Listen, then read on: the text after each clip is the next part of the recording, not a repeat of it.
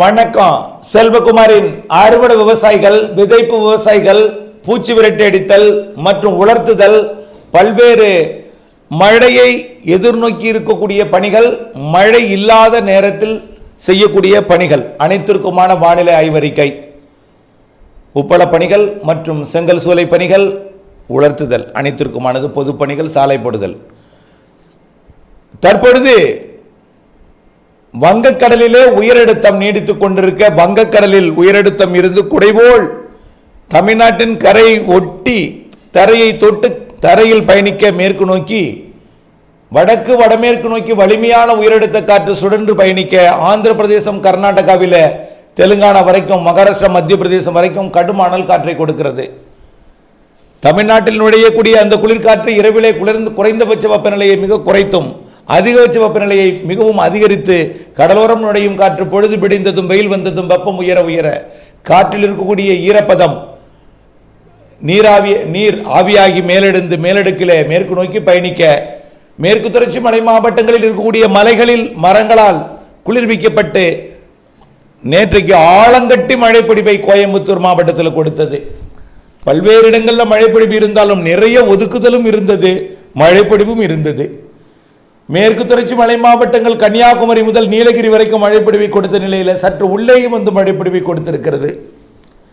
இந்த நிலை 3 நாட்களுக்கு இந்த இடத்தில் தொடரும். அதற்கு பிறகு இன்னும் பரவலாகும். இந்த இடத்தில் மட்டும் வரக்கூடிய 3 நாட்கள் தொடரும். அதற்கு பிறகு இந்த இடத்திலும் பிற மாவட்டங்களுக்கும் முன்னேறும்.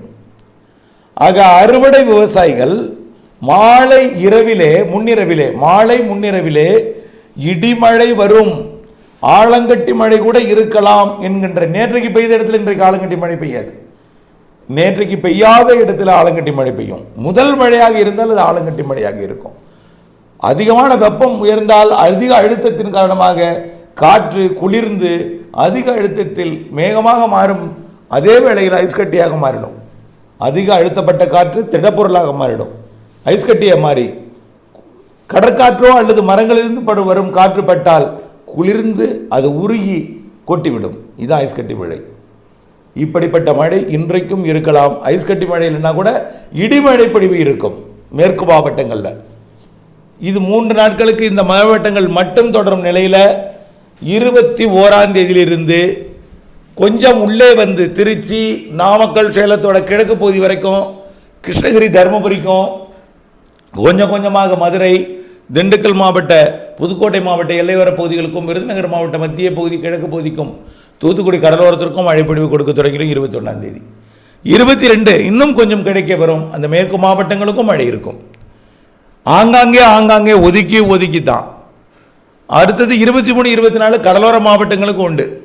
டெல்டா மாவட்டங்கள், வடகடலோரம், வட உள் மாவட்டங்கள், கர்நாடகா, ஆந்திர எல்லையோர மாவட்டங்களுக்கும் உண்டு. ஒதுக்கி ஆங்காங்கே 22, 23, 24ஆம் தேதி.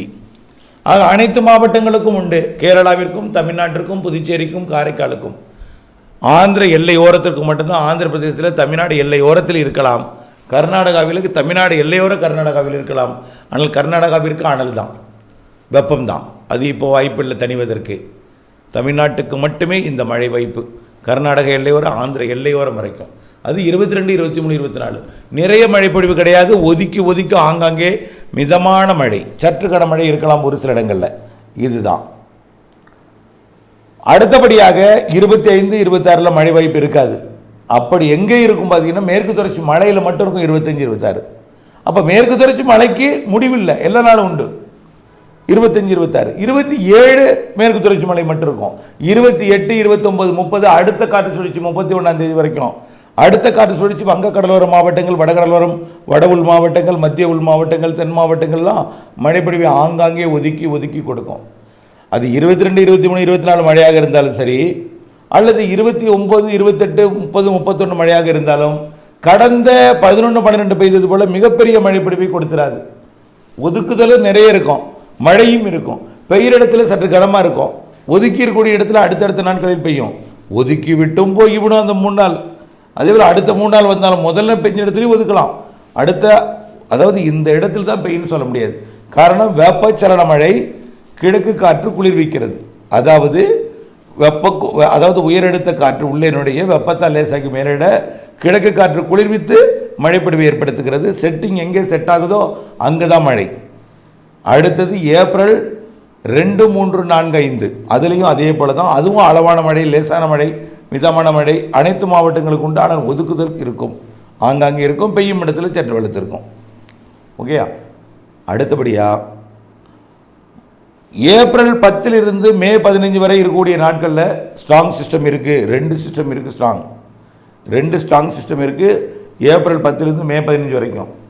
பங்குனி கடைசி நாள் ஒட்டுமொத்த சித்திரை இந்த 35 நாளில் மழை இருக்குது, நல்ல மழை.